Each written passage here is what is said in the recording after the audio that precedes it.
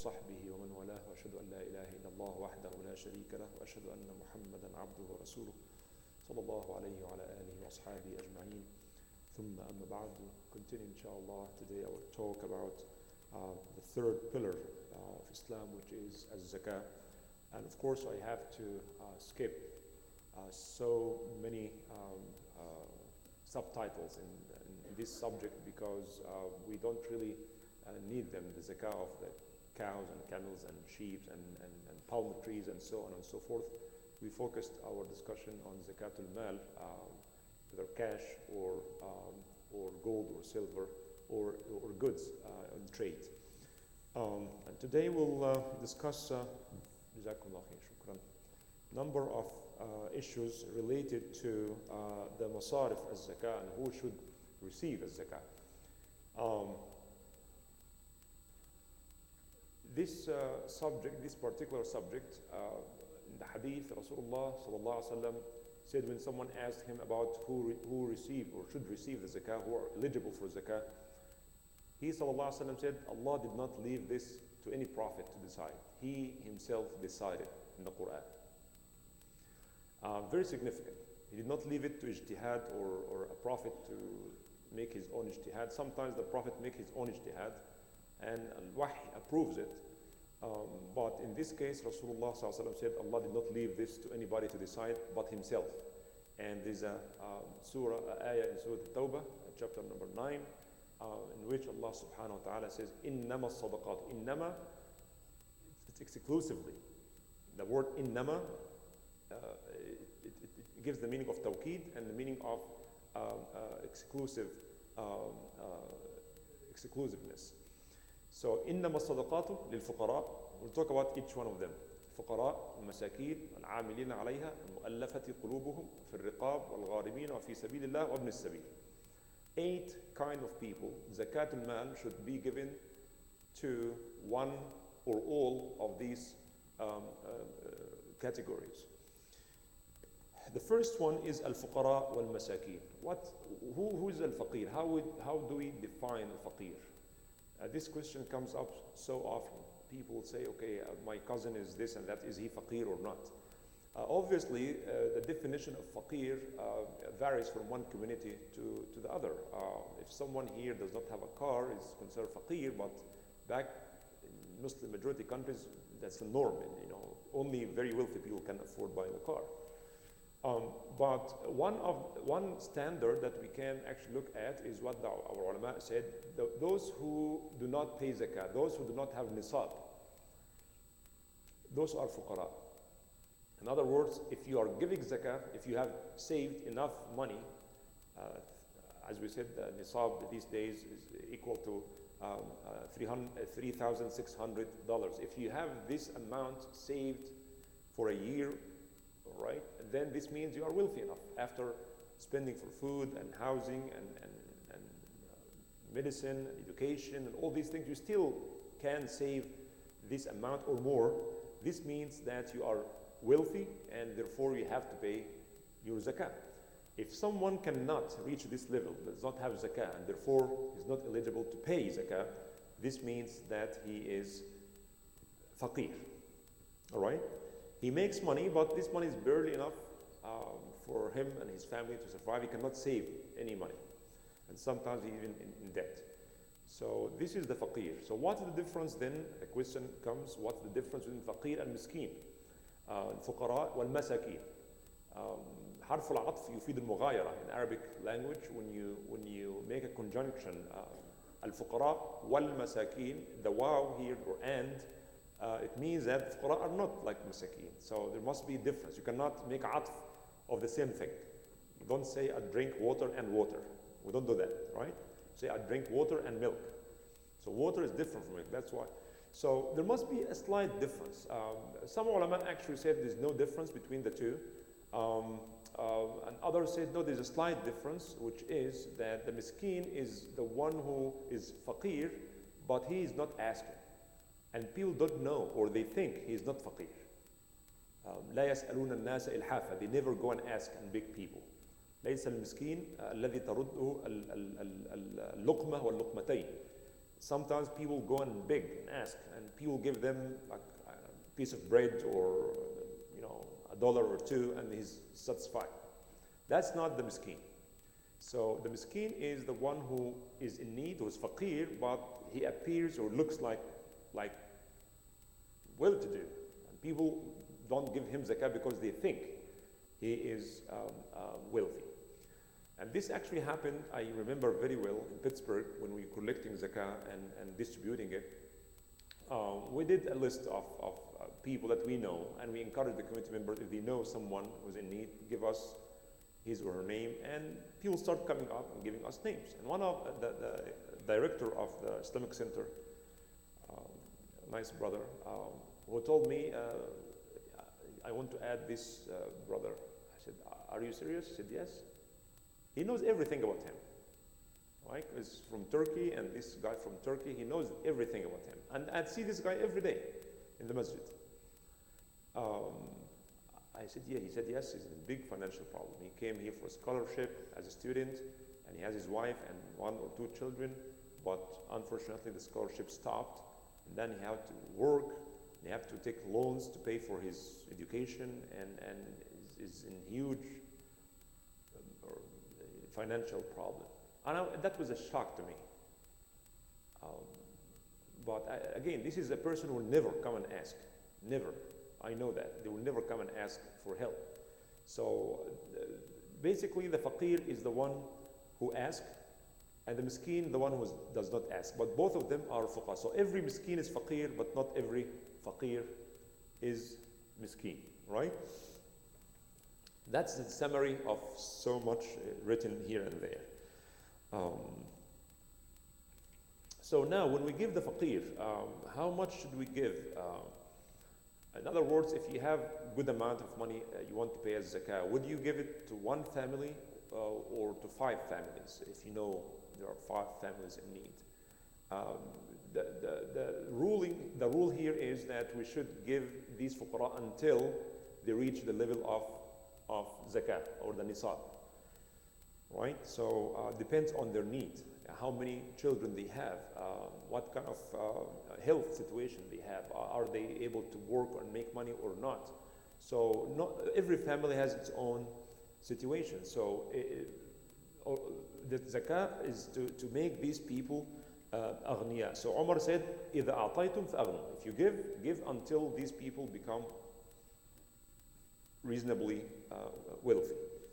But if you divide this amount on 5 or 10 families, every family will benefit a little bit here, but none of them, you are not removing the poverty of any of them. They are all still fuqara.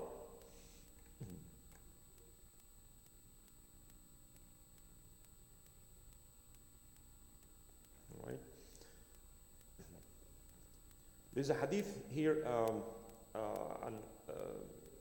Qubays ibn Mukhariq al-Hilali. He came to Rasulullah sallallahu alaihi wasallam and he said, Ya Rasulullah, tahammaltu himalatan fa'ataytu an-nabiy sallallahu alaihi wasallam as'aluhu fiha. Himala, we'll talk about this also in fi riqab, al-gharimin, sorry, one of the kinds of al-gharimin, we'll talk about it later on. But this hadith is important because Rasulullah, this man paid big amount of money to reconcile between 2 families. Something that was common back then, a big problem. And people may fight, and then you just want to make peace. So someone says, you know what, okay, so if you accept this money, just take this money and just forget about it. So in this case, he loses a lot of amount of money. So, and he promised to give this amount of money, but he does not have all this money. So he's in debt. So he went to the Prophet ﷺ and he asked for help, and the Prophet said, stay with us until zakah comes and we'll give some of you. And then zakah came and he gave him. And then, Ya Qubaysa, in al-mas'ala, this is a very general hadith, very general meaning when it comes to asking for help, asking for zakah, asking for financial help. In al-mas'alata la tahillu illa li ahadi thalath. Ask people for financial help only if you are one of these 3. رَجُلٌ تَحَمَّلَ حُمَالَةً فَحَلَّتْ لَهُ الْمَسْأَلَةَ حَتَّى يُصِيبُهَا ثُمَّ يُمْسِكُهَا. A person like you, like this person who promised to give both sides some money to stop this fight, he has the right to go to the community and say, you know what, I made peace between these 2 families, so please help me pay off this amount of money. ورجل أصابته جائحة اجتاحت ماله فحلت له المسألة حتى يصيب قواما من عيش أو قال سدادا من عيش. اجتاحت ماله, someone who is a businessman or a farmer, had a lot of lands, but unfortunately, the weather changed and he killed or ruined the entire crops of this year. Or he stored all his goods in one place and the fire destroyed it. All right? So nothing, he has done. So this is a sudden problem, something he could not control. So then he has the right to go and to ask for help. ورجل أصابته فاقة حتى يقول ثلاثة من ذوي الحجة من قومه لقد أصابت فلان فاقة. And someone has been struck by severe poverty until 3 of reasonable expert people can say, yes, this man now is suffering poverty. And he should ask, he has the right to ask for help from the community. Other than this, it is suhtun ya'kuluha sahibuha suhtan, and the word suht means haram.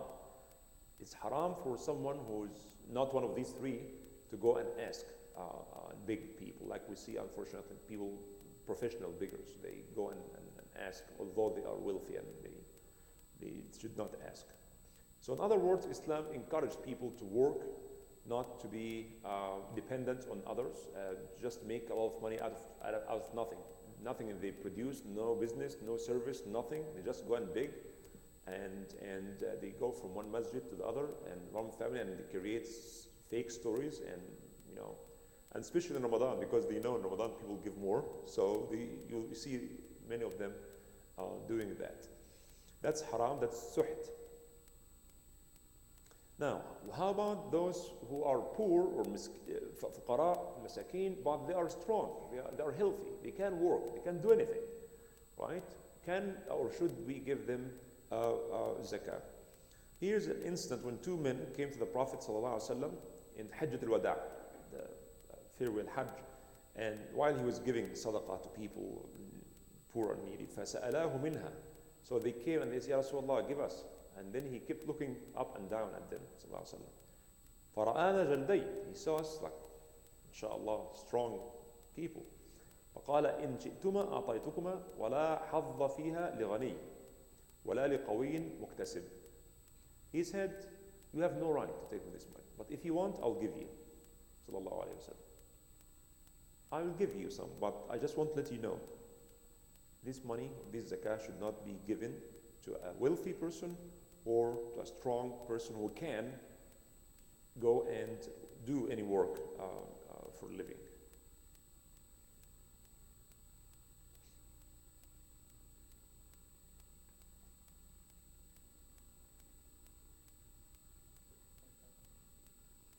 Well, they can find work. This is a different story. He's faqir then. He's faqir and miskeen. But if he is faqir, and I've seen this myself, I'm sure you have seen something like this. Someone comes, here in America, for example, that was in 2000. A brother comes frequently, strong, mashallah, very young, in late 20 or early 30, and come and ask for sadaqah. I'm miskeen. So can give you once or twice until you find any job. Go and work in McDonald's and Walmart, and you find a job. But you're just sitting, going from one masjid to the other, asking for zakah because I'm faqir, then you'll be faqir all the time. One time I told him, listen, you should work and you should give zakah, not receive zakah. Think about orphans and widows and people who are really unable to work. Alhamdulillah, you're young, you're strong. Go and find a job. I'm trying, but something like this. So we know sometimes people who are healthy, but they are looking and there's no job. In 2010 and 11, many people did not find jobs. So it varies. It depends on the situation, the overall situation.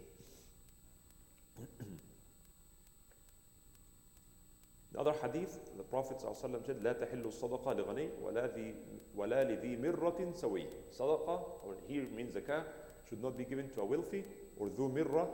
Mirra means quwwah, power. Sawi. Sawi means is able to work.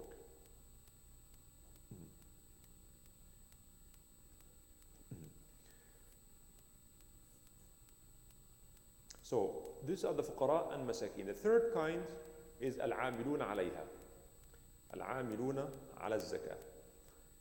Zakah is an institution in Islam, in the Muslim state. It is like a ministry of education, or this is an institution in of itself. So the people, or their job is to go and collect zakah from people. So this is their only job. So these people get their salary from this zakah, right? Al-amiluna alayha.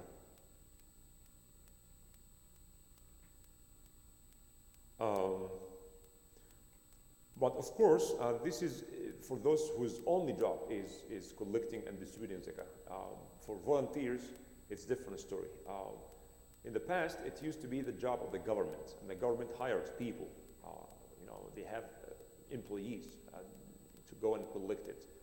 But nowadays, because we don't have this central authority or organization that makes this for Muslims, now Muslims pay zakat in the masajid or sanduq al-zakah, or they give the zakat themselves to people. So this centrality, this kind of people is not there anymore. I do not see them anymore. Unless there is a big institution and the only job for this institution to collect and distribute money, this is then becomes eligible for those who work full-time there to get their salary from this zakat. A lot of things here have been said, but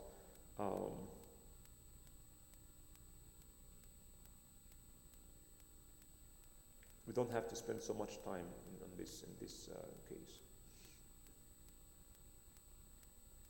Number 4 is al-mu'allafati qulubuhum.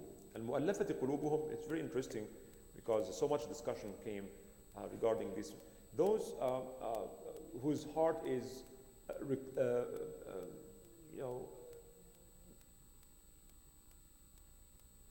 those whose heart is inclined to Islam.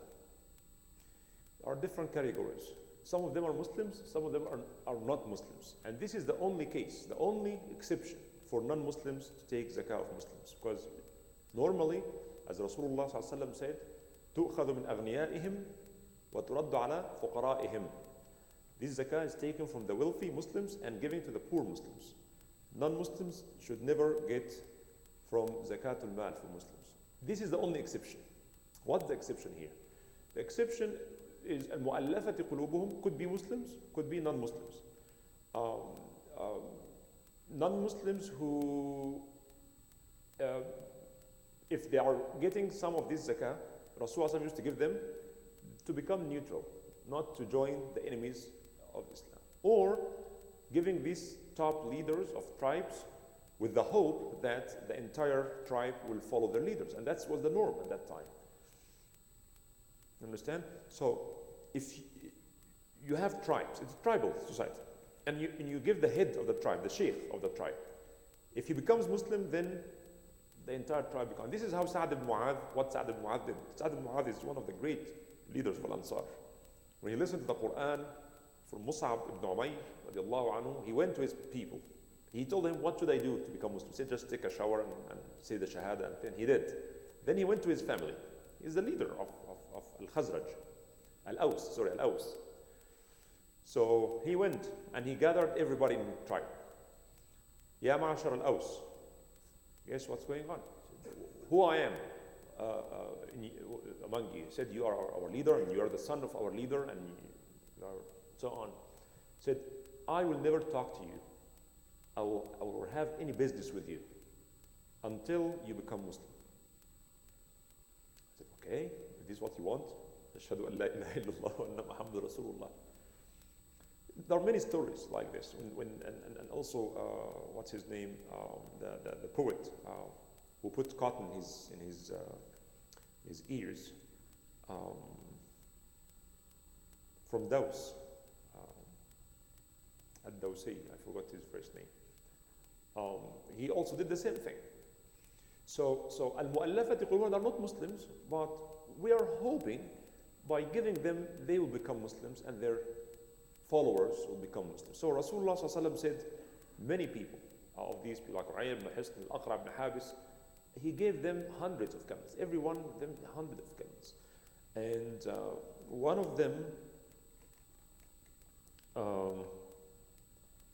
فأتاه رجل فسأله فأمر له بشاة كثير بين جبلين. Between two mountains, there were plenty of sheep. And he said, Ya Muhammad, give me some. He said, okay, do you see these animals between these two mountains? He said, yes, it's all yours. And the man said, are you making fun of me? Why are you making fun of me? He said, I'm not making fun of you, that's yours. Go and take it. And said, go and give him all these things. The man could not believe someone gives that generously. And he went to his people. He took all these things and he went to his people. He said, people, go to Muhammad, for he, wallahi, gives the gift of a person who does not feel poverty. The way he gives, he's not afraid of poverty. The reason why you are not giving or not giving enough is because you are afraid of poverty, right? But if someone is not afraid of poverty, he will give so much. And the people heard about this, and hundreds of people started coming to Rasulullah ﷺ while he's distributing this wealth, and they were just, as you know, people don't stand in line. People just keep pushing, and they kept, pushing the Prophet, give me, give me, give me, and he ﷺ, stopped at a tree, and one of the branches of the tree actually held his clothes, and he said, people, be quiet and just calm down, calm down.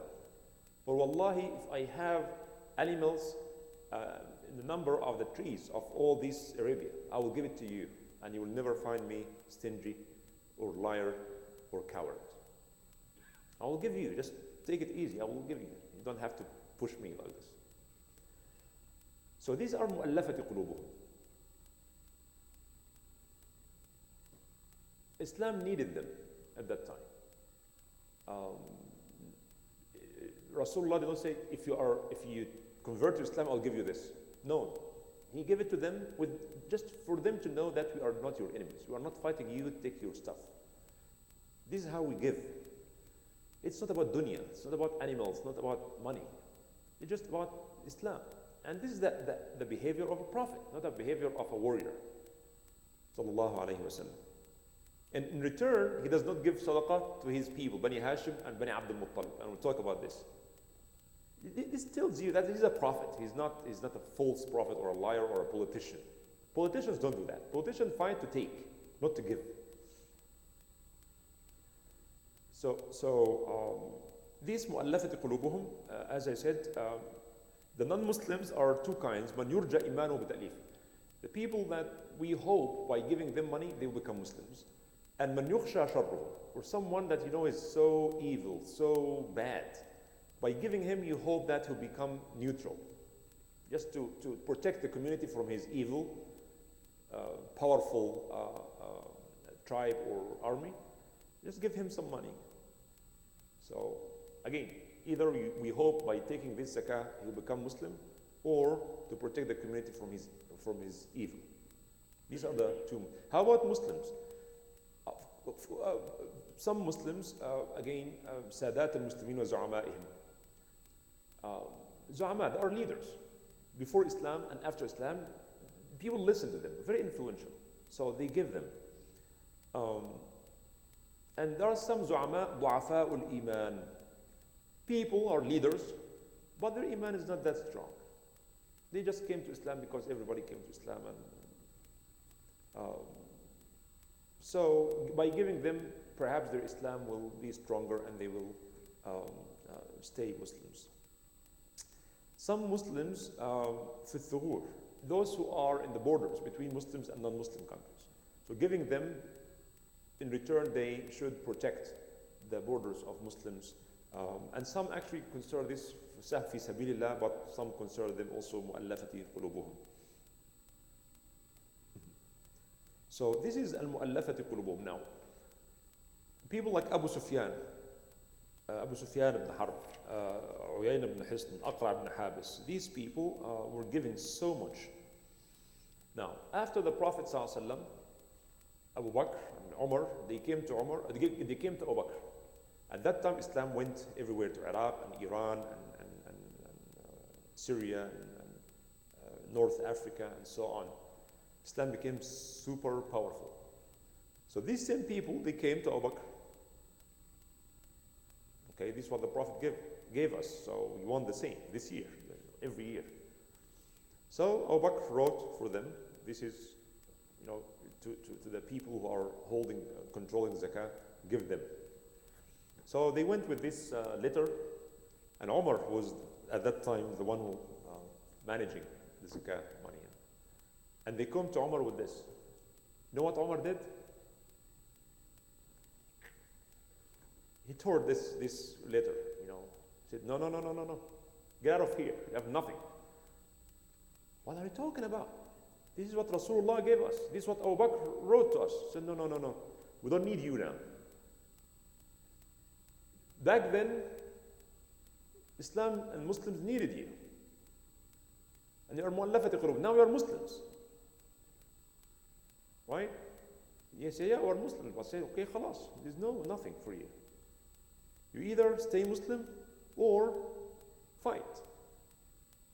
And then they went back to Abu Bakr and said, Ya Abu Bakr, who is the Amir al-Mu'mineen, you or Umar? They could try to cause fitna, obviously. And he said, he if he wants. Look at this answer. Huwa in sha, he said. It is Umar if he wants. If he wants to be the Amir al-Mu'mineen, he can be. In other words, he is more qualified than me to be a Mu'min. And he agreed with Umar. Up until today, many people, especially some Shias, they accuse Umar of cancelling the orders of Allah subhanahu wa ta'ala. Because Allah said, give al-mu'allafati qulub. And Umar said, well, we give them if we need them. We don't need them now. That was for a reason. Now this reason does not exist. Why should we give them the money of Muslims? Hundreds of camels. Why is that? We need this money for the armies fighting against the Romans and Persians. We need this money for this. These are Muslims now. They are either Muslims and they are wealthy, should not take zakah, or they are not Muslims, let's fight them. So this is the difference between Abu Bakr and Umar, and eventually Abu Bakr radiallahu anhu agreed with Umar that we should not give them anymore. All right?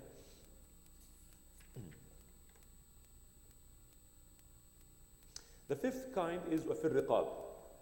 Another amazing way that tells us the nature of this deen, this religion, when it comes to slavery. Al-riqab, jam'a raqaba. Raqaba, fakku raqaba. Raqaba is the neck.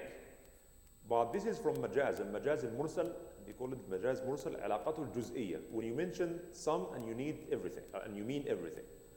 Right? يبتغون وجه الله, right? والذين ينفقون أموالهم ابتغاء رضوان الله تبارك اسم ربك ويبقى وجه ربك, right? We say كل من عليها فان ويبقى وجه. Wajh means face, right? Is it only the face? No, but it means Allah subhanahu wa ta'ala, right? So you mention something, but you mean everything.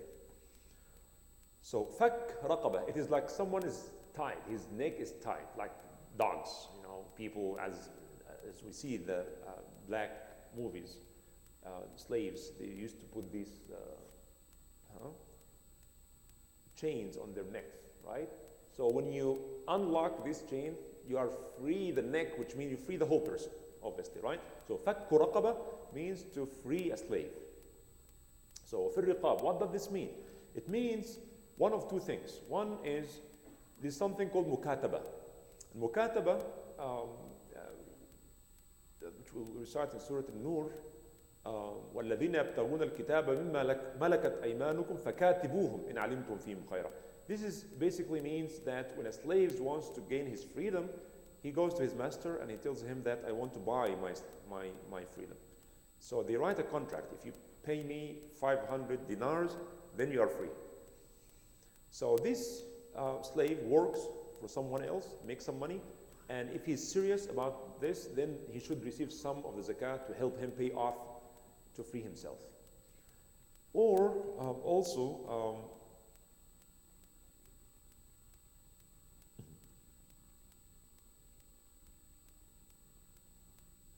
a person came to the Prophet ﷺ asking him, Ya Rasulullah, guide me to something that brings me closer to Jannah and to keep me far from the hellfire. He said, أعتق النسمة وفك الرقبة. أعتق النسمة.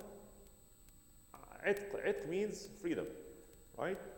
That's أعتق النسمة. نسمة means a person or نفس يعني. وأعتق النسمة وفك الرقبة. He said, Ya Rasulullah, aren't they the same? He said, no. Atiq al-Nasma is to pay the price of a slave and let him go. The price of this slave, like 200, you pay 200 and you free. As if you buy the slave, and this is i'taq, right? Itq. But fakkur raqaba is to participate, sharing. Let's say someone, his price is 500, and 5 people, everybody pay 100 dinar. So he participates with others to pay off the price of a slave to let him go, right? So you either pay the entire amount or you participate in paying the price to free a slave.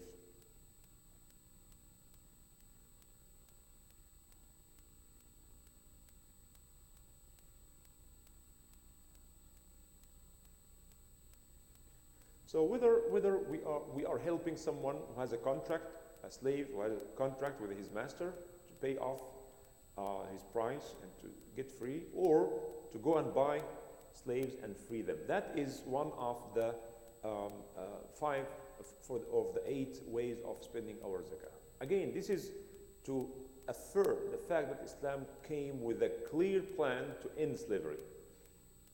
Some sins, if committed or when committed, the only expiation for this is to free a slave, right? Like killing someone by mistake, right? Having an intimate relationship with one's wife in the day of Ramadan, and other sins. Al-Zihar also, Zihar of kind of talaq, tahrir raqaba. So in some cases, there's no other way to make tawbah except to free people. And of course, وَفِي الرِّقَابِ here. In other words, the institution of zakah was made for the reason of freeing slaves. So in other words, let's say in one city, we collect the zakah and we give all the poor people, and we give all these amilin alayha, but we still have money. Go to the slave market, buy slave and free them.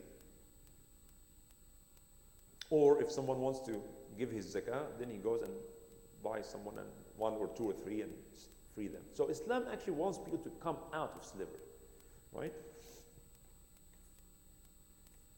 The number 6 is al-gharimin.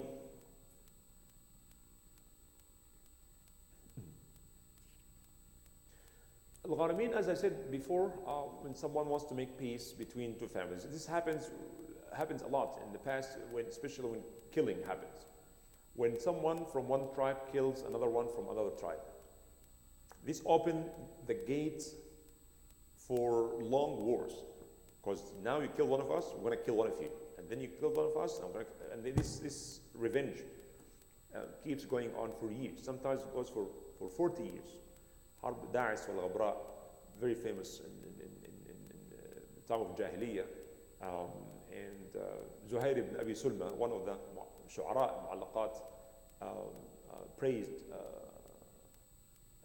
Haram ibn Sinan, the one who said, you know what, this is something called blood money. To stop the war, then you killed one, you killed 2. So you pay him this and you pay him that. So who's going to pay this?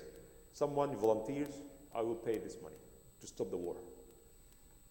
He does not have this money, huge amount of money. hundreds of camels. He said, I will pay this money, it's on me. Just give me some time, I'll pay you this, but stop the war. No act of revenge. Then he goes and he should get zakat from the zakat money to pay off this money. Or someone acted as a guarantor when someone take a loan and you guarantee this. So you sign, I will guarantee this. But he could not pay. Then they come to you. You did not take the money, right? You did not take anything. But the one that you signed for as a guarantor, then they could not pay for whatever reason. Then this debt becomes on you. All of a sudden, that you have to pay this big amount of money. Then in this case, you should be helped by taking from the zakat to pay off this debt. All right?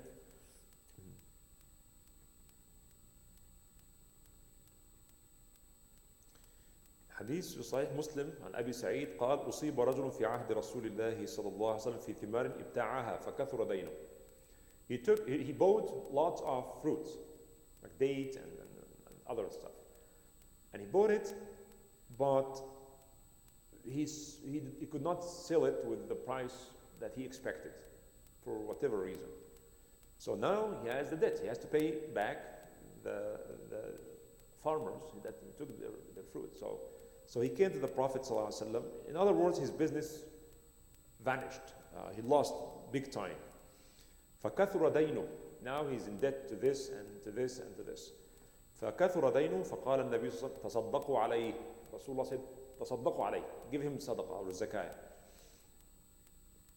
فَتَصَدَّقَ النَّاسُ عَلَيْهِ فَلَمْ يَبْلُغْ ذَلِكَ وَفَوْ دَيْنِ. Let's say the debt was 100,000 and the money collected from zakah was like 70,000. He's still unable to pay off the entire debt. Then the Prophet ﷺ told the people who were asking for their money, take whatever you found and you have nothing more than this. In other words, you cannot ask him for more because he lost his business and we gave him zakah, the zakah was not enough, then don't demand any more than this. Debt is one of the most horrible things. Very unfortunate. Our country is the wealthiest country on earth, but the most in debt. No other country in the world has more debt than the United States. And the entire business, the entire banking system is based on interest. Debt, which is debt. This credit idea is a satanic idea that makes the wealthy much wealthier and the poor much poorer. Unfair, unethical. And that's why it's haram. Rasulullah said, وَكُلُّ رِبَى الْجَاهِلِيَّةِ مَوْضُوعٌ أَضَعُوهُ تَحْتَ قَدْمِي. Every riba contract has been made in the time of Jahiliyyah unrecognized. He said, I put it under my feet. And the first riba I put it under my feet is the riba of my uncle, Al-Abbas. Al-Abbas used to give people loans with riba. So people practically here in America, it's almost the mass majority of people are in very severe debt. They cannot pay this debt for the rest of their life. And that's why it's unethical, because people are doing nothing. Money cannot beget money on its own. Giving you money and taking this money and guarantee everything in the bank does not lose money. You lose, you go to hell, don't care. Take your house, cannot pay for whatever good reason, we don't care. We'll guarantee our money, we don't lose money. In this economical crisis in 2010, 11, these banks did not lose anything. They are the ones who caused the problem, but the CEO is still getting tens of millions of dollars as bonus. People are suffering, and they get the same bonus. They don't lose anything. They don't want to lose anything. Bailed out later on. So anyways, that's why Islam dealt with debt very seriously. Very seriously. And when Rasulullah ﷺ said, يُغْفَرُ لِلشَّهِيد, the shaheed, the martyr, his all sins is forgiven with the first drop of blood. And then the Prophet ﷺ said, إِلَّا الدَّيْنِ, except dayn. حق الناس, the right of the people. حق العباد. So one should not be in debt except it is absolute necessity. Don't put yourself, because what happens when people are in debt? This is a form of enslavement. You have to work for the one who gave you the debt, right? The lender. You have to work for him. And by just giving credit cards right and left, they're just putting you in the trap. That's what it is. You are not a good customer if you pay your credit card on time. You don't make any profits out of you. You are not a good customer for them. But the whole idea is that they know you won't be able to pay on time, and then the interests start growing. And the more you delay, the more you pay. So Rasulullah ﷺ used to say, Allahumma inni a'udhu bika min al-ma'thami wal-maghram. He said, Ya Rasulullah, we heard you so much asking Allah protection from ma'tham, sins, wal-maghram. Maghram means ghurm or dain, debt. Why you always ask Allah to protect you from being in debt to someone? He said, إِنَّ الرَّجُلَ إِذَا اسْتَدَانَ حَدَّثَ فَكَذَبَ وَوَعَدَ فَأَخْلَفَ. When they are in debt, when people are in debt, they lie and they break promise. They lie, say, oh, I'm sorry, I don't have this and I need this for that. And they, okay, just give me another 2 weeks. And 2 weeks come.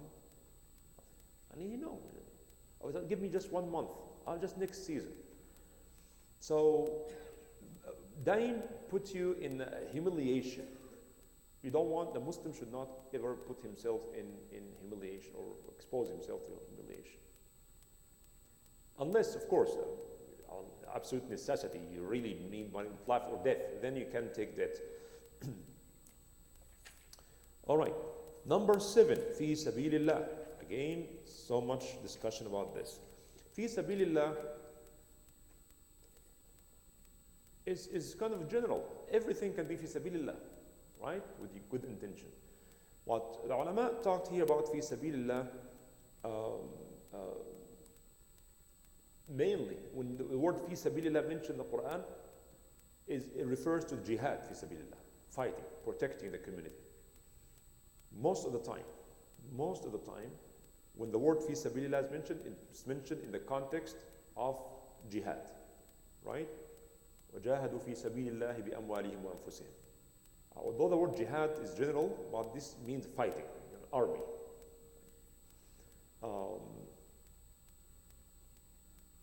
So anything related to the army, donating money, horses, swords, shields, helping those who want to join but they don't have enough money to buy them a horse or something like this, to protect the Muslim community.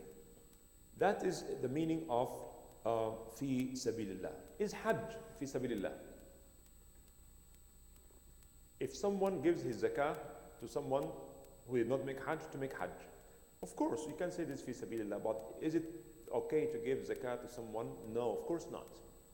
It's a good cause, of course, good intention, but no, you cannot give zakah to someone because hajj is not obligatory upon those who don't have the means to perform hajj, right? صدقات الفقراء والمساكين العاملين عليها. However, the ulama said in the modern time, anything related to the army, like building a hospital that takes care of the soldiers, airports needed for this reason, not for commercial use, and so on. Getting ready for any war that may happen, buying trucks or cars for this reason, and so on.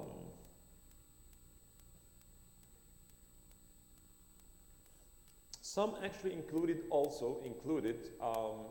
schools that prepares dua and imams to go and spread Islam in the West.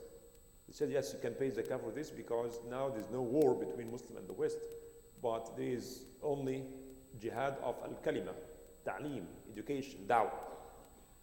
So if a school is made mainly to prepare those who can spread Islam and teach people Islam in the West in particular, that is okay because this is how Islam spreads.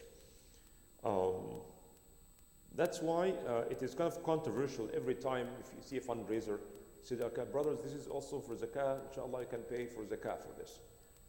We have to be very careful. We have to be extremely careful. You cannot build masajid from our zakah. Building, it's never existed in the Muslim history that Muslims build their masajid from the zakah money. Although it could be also fi sabilillah. I mean, building any masjid is fi sabilillah, right? But that's not the intention of the word or the meaning of the word fi sabilillah. Otherwise, the fuqara and masakeen will get nothing. If we spend our zakah for building beautiful, fancy masajid and expensive carpet and good air conditions and so on, we are spending this on ourselves, in fact. All right? So we have to be very careful. When people always ask me when I attend a banquet dinner for fundraising dinner, and usually imams are sitting somewhere close to the stage, and that's inshallah for zakah, brothers, right, imams? I said, well, I always say that go and ask someone else because you're not going to like my answer. Honestly, yes, well, there are plenty of organizations, alhamdulillah.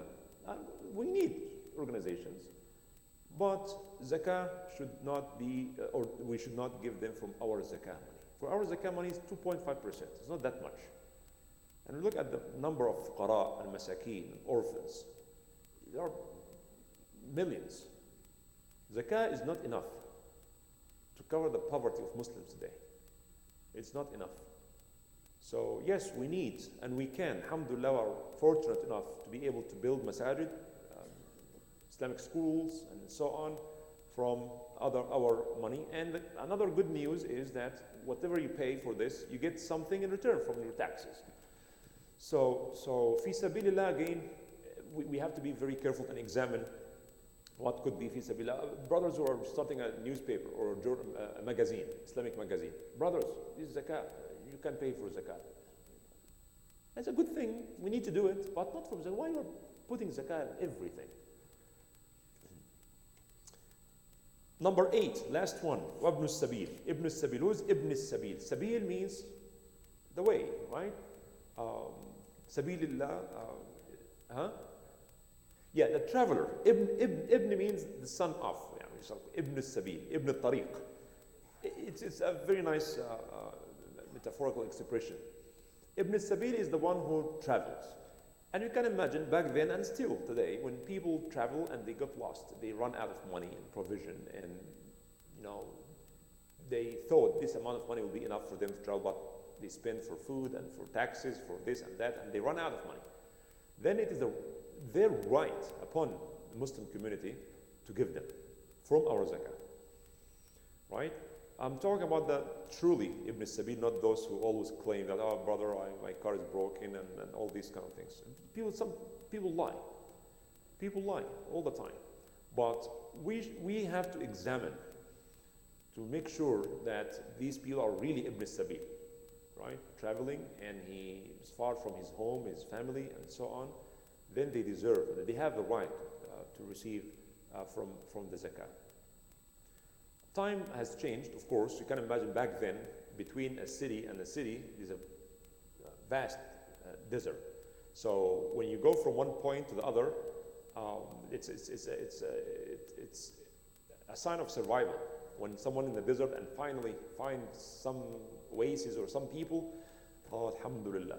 They go there, so listen, we're running out of water, we're running out of food, and my horse died. And I need to go back to my city. Then they should give them, right? Food and water and some money. Right? But now, alhamdulillah, with credit card, can use anytime, anywhere. You cannot run out of money unless you really don't have cash in the bank. And you have cell phones, you can communicate, ask your wife or your brother to send you some money. So it's not as difficult as it was in the past. However, if someone who's traveling, someone came to the United States and to study, and then he wants to go back home, cannot pay for his ticket. And we used to do this in other masajid, that we go and buy the ticket for him. We can find out that he's truthful, and he's really want to go back home and he does not have money. So we go and buy a ticket for him and he goes. All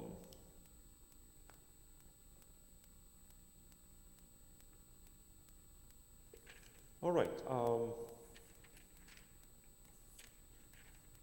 Who are those who cannot receive sadaqah? This is the opposite. We talk about the 8 kind of people who should receive sadaqah.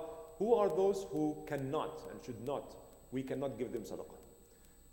Number 1, in all books of fiqh, non-Muslims cannot give non-Muslims from the zakah. Because the zakah is to be taken from wealthy Muslims to be giving back to the poor Muslims. Can we give non-Muslims from our sadaqah? Of course, we can. And we always do that. I remember in the time of Katrina, Hurricane Katrina, we collected a lot of money. But that's not zakah. Zakah is ibadah, like fasting Ramadan and like hajj. It has to be done in a certain way, in a certain time, a certain amount to certain people. Right? It's ibadah. We have to be very careful. Because this is ibadah, we have to do this ibadah as Allah described. Only Imam Abu Hanifa, who said about Zakat al-Fitr, that's a different story. Zakat al-Mal is absolute, is ijma', consensus. All Muslim scholars and all madahib are in agreement that non-Muslims should not get zakah of Muslims. But Zakat al-Fitr, Imam Abu Hanifa and some other scholars, they said we can give the dhimmis, Jews or Christians or living in our neighborhood, we can give them Zakat al-Fitr.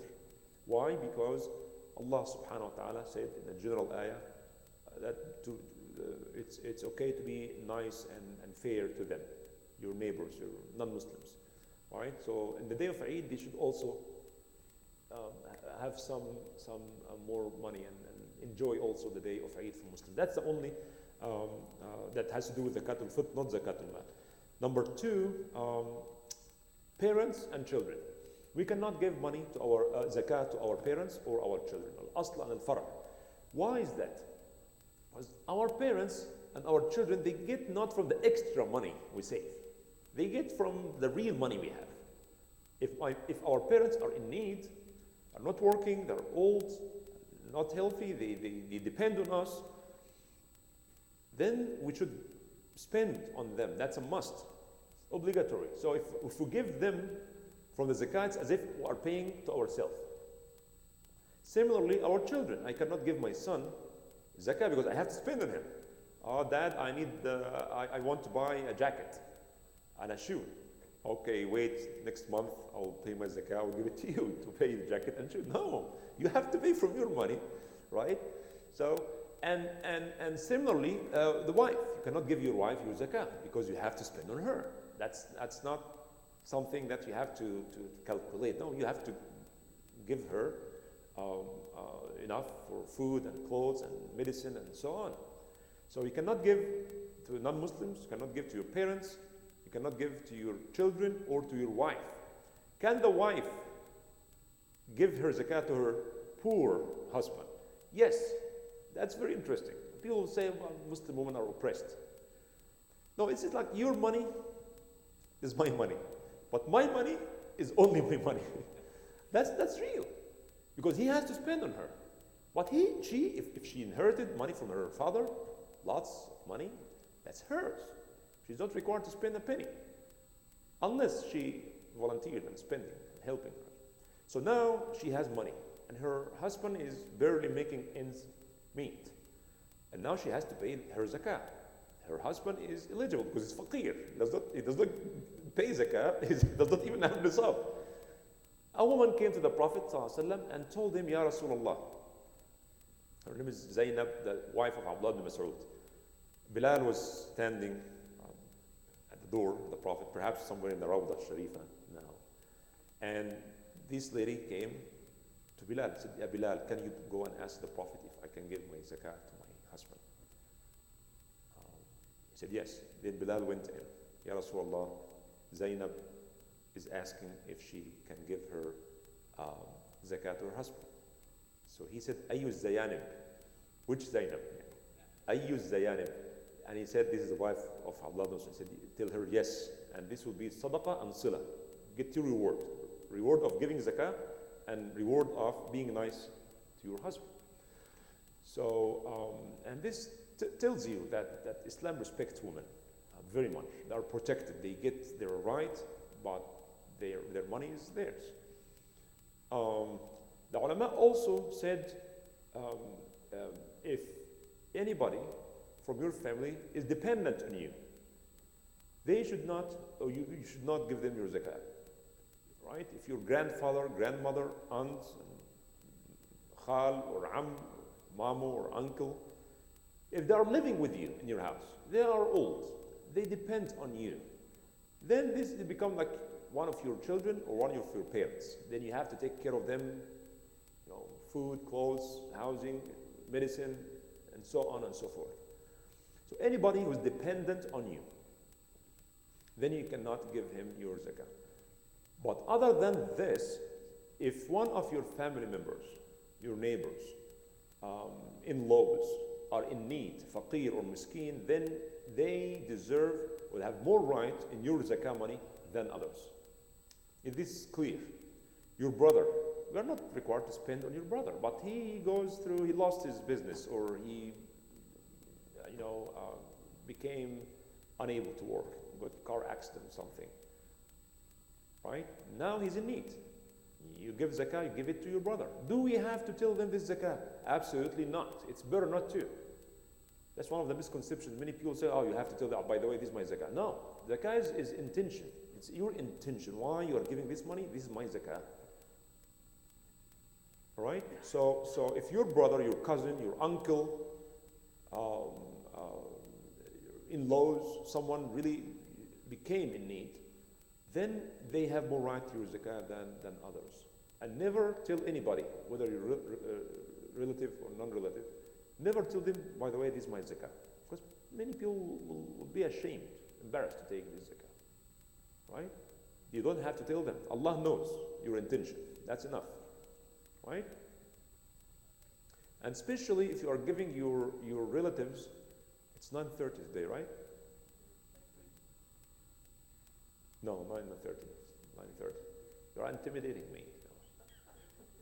Okay, it's 9:30 today. Inshallah. Although I know it says 20, but it should have been 30. Because we changed time on Jum'ah. So. All right, I forgot what I want to say. Okay. Your relatives, you should give your relatives and never tell them about your intention. I will stop here because we have only 10 times for Q&A. Ask Allah subhanahu wa ta'ala to make us among those who يقيمون الصلاة ويؤتون الزكاة. May Allah accept our zakah and make it a blessing for our health and our wealth and our children, inshallah. Questions? Okay. Yes, sir.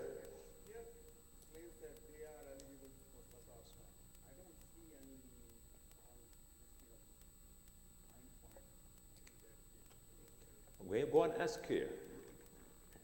They said we have fatwas. Someone gave them fatwas. I won't give them fatwas. You will never find my name there. Yes. Someone wants to, yes.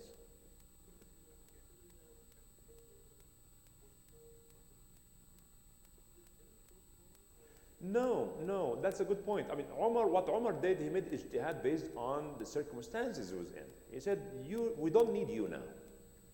And Abu Bakr agreed with this. It became like ijma'.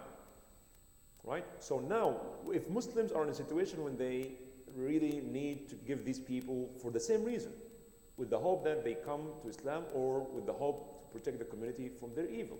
If this situation came back, then we give them back. It's like when I tell you, take this money, $1,000, give it to orphans. And you go around, you find no orphans. You are not going to spend this money, right? So, but if you found orphans later on, then you give it to them. If I told you, don't give this money except for orphans, and you go around, no. So this is exactly what it is. Yes, go ahead.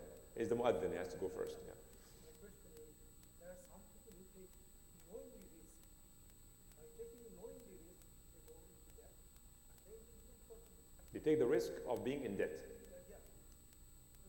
Like stock market or something like that. They take so much risk. They knowingly take it, and they get into debt.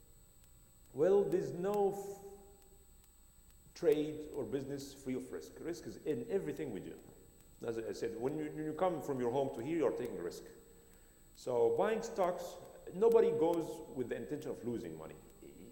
Nobody, no businessman or businesswoman want to start a business with the intention of losing money. So yeah, it happens.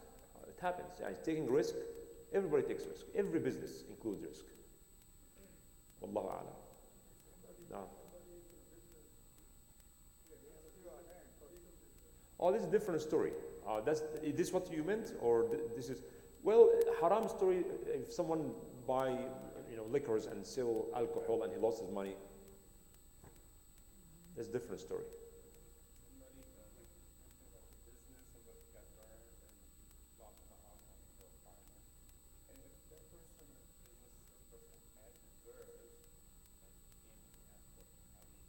Have reserves. Well, this is not faqir then. No, that does not apply then. No, because he has the reserves. Yeah.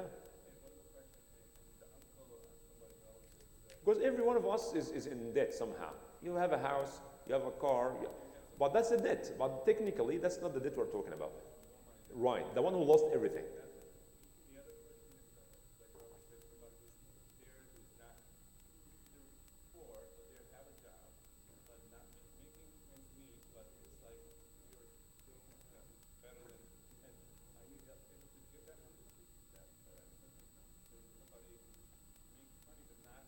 This is the definition of faqir and miskin, the one who is not required to pay zakat, the one who does not have nisab.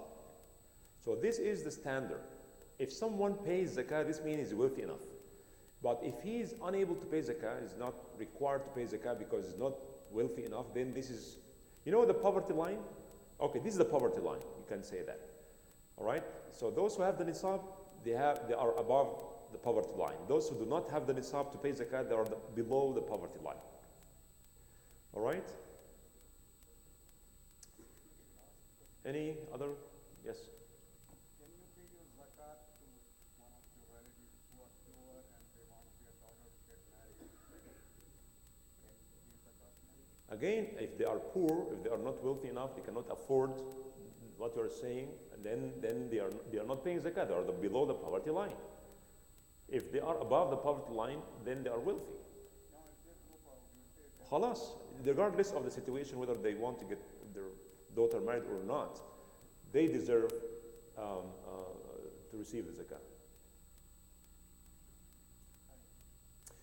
If they are below the poverty line, they are eligible. Regardless whether they want their daughter to get married or not, they are eligible to receive the zakat. All right? But of course, in this situation, even they give them more right to receive the zakat because of this particular situation. Their son? Again, the same thing applies. If they are below the poverty line, then they are eligible for zakat. سبحانك اللهم وبحمدك نشهد أن لا إله إلا أنت استغفرك ونتوب إليك بسم الله الرحمن الرحيم والعصر إن الإنسان لفي خسر إلا الذين آمنوا وعملوا الصالحات وتواصوا بالحق وتواصوا بالصبر سبحان ربك رب العزة عما يصفون وسلام على المرسلين Walhamdulillah Rabbil Alameen. By this we are done with the zakat, basically. Zakat al-Fitr we talk about in Ramadan. So, see inshallah what we'll do next. Right. Assalamu alaikum. No? Yeah.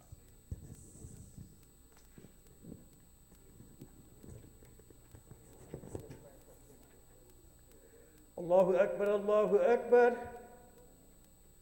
Allahu Akbar, Allahu Akbar.